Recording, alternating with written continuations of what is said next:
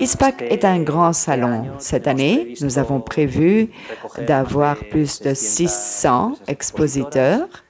En général, il s'agit d'entreprises qui proposent plusieurs solutions, jusqu'à 1100 marques.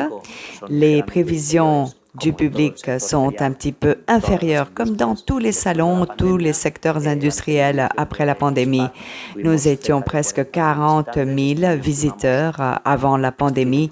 Cette année, nous avons fait des estimations de 25 000 visiteurs, plus ou moins. Il s'agit d'un salon surtout espagnol, mais qui a chaque fois plus d'importance, de portée internationale. Nous espérons compter sur 10% de représentants internationaux et les chiffres augmentent. Le nombre de personnes qui nous visitent de l'étranger augmente une année après l'autre. Et nous aurons aussi toute une série d'interventions, d'activités, de contenus qui vont surtout se centrer sur 4 sujets que nous détaillerons un petit peu plus tard. En fin de compte, il s'agit donc de contenus très intéressants par rapport au packaging, processus et logistique, ce qui en partie avec l'offre d'expositeurs fait en sorte donc que toutes ces personnes, ces visiteurs étrangers viennent nous voir. Si nous rentrons un petit peu dans les détails, dans l'organisation, notre offre d'expositeurs. Cette année, chez ISPAC, nous avons fait donc un effort de restructuration, de redéfinition pour que la visite soit la plus simple possible. Nous avons donc 2 halls sur l'avenue Gran Via, c'est le hall 2 et le hall 3, et le hall 1 pour le secteur graphique, Graphispag. Nous sommes très contents de pouvoir donc participer avec eux parce qu'il y a un lien en ce qui concerne les contenus et les besoins professionnels de l'emballage. Il y a ce lien entre l'emballage et l'industrie graphique.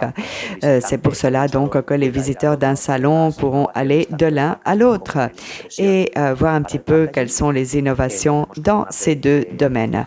Nous pensons donc qu'il s'agit d'un aspect très positif de la visite du salon. Et il y a, en ce qui concerne le secteur de l'emballage, 2 secteurs très clairs. Le secteur de l'emballage tendance, qui a trait surtout aux matériaux. Et dans le hall le plus grand, nous avons 13 secteurs très, très grands. Un qui fait référence aux machines, c'est donc le cœur de notre salon, le Process Machinery, donc c'est machines pour la fabrication. Nous avons le secteur du branding, le secteur de l'embouteillage et aussi le secteur donc de la robotisation. En fonction donc des besoins de chaque visiteur, les personnes pourront se centrer sur les halls qui les intéressent le plus ou, si par exemple ils le préfèrent et ils disposent de plusieurs jours, ils pourront visiter donc tous ces sujets. Quel est notre écosystème? C'est un écosystème assez vaste. Nous avons un visiteur en général pour le secteur des produits alimentaires, mais aussi non alimentaires. Dans le secteur des produits alimentaires, nous avons des représentants du secteur de la viande, mais aussi d'autres produits, boissons incluses, boulangerie, etc. Et dans le secteur des produits non alimentaires, nous accueillons aussi tous les secteurs donc, qui ont besoin d'emballage. Et évidemment, on emballe beaucoup de choses. Nous sommes aussi dans le secteur pharmaceutique, le secteur de la beauté, le secteur de l'automobile, donc plusieurs secteurs qui ont besoin de ces emballages. Et chaque fois plus, le profil de nos visiteurs est un profil plus exécutif qui prend davantage de décisions. Et il faut dire aussi que pour des choses très concrètes et très techniques, nous avons des responsables d'opération, des responsables de la qualité, des responsables de l'I&D. Il s'agit donc avec les responsables de marque et de marketing et de design ainsi que de communication. Il s'agit donc des profils techniques qui peut-être sont les plus fréquents lorsqu'il s'agit de voir des solutions en ce qui concerne le secteur de l'emballage.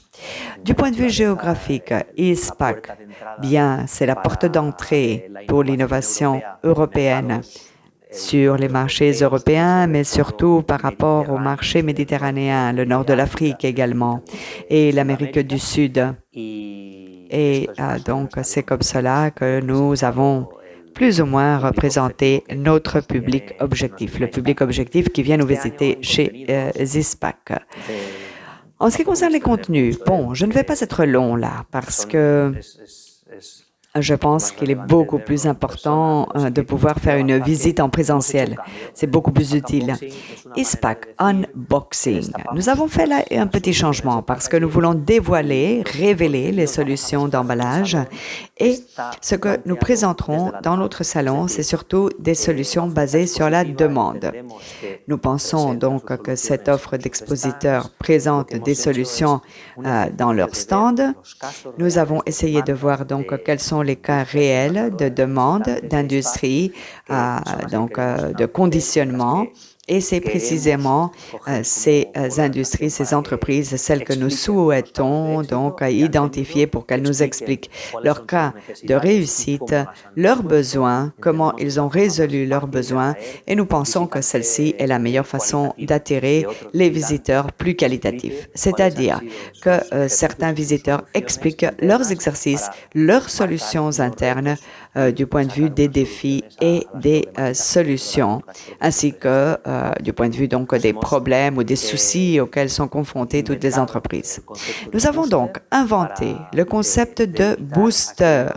Le booster fait référence aux entreprises, aux orateurs que nous voulons surtout mettre en relief. Pour nous, un booster, à nos yeux, est une entreprise qui est un cas de réussite que nous souhaitons rendre plus visible dans notre salon pour mettre en valeur ce que l'emballage a représenté afin d'améliorer son produit dans l'expérience donc l'expérience du client final.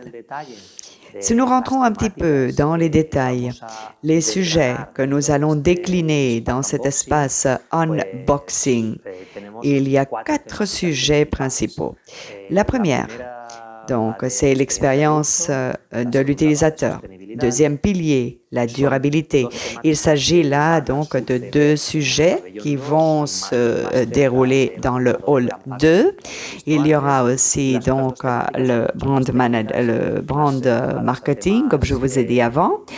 Et les 2 autres piliers seront plutôt centrés sur l'ingénierie, l'automatisation, la logistique, la robotisation, l'automatisation des process, donc des questions beaucoup plus techniques. En outre, tous ces contenus, unboxing, à ISPAC, il y a beaucoup d'autres événements. J'ai voulu ici en signaler 2. Nous allons faire une grande fête, une réunion de networking. Nous voulions vraiment pouvoir nous revoir face à face. C'est pour cela que nous avons beaucoup insisté sur la présentialité.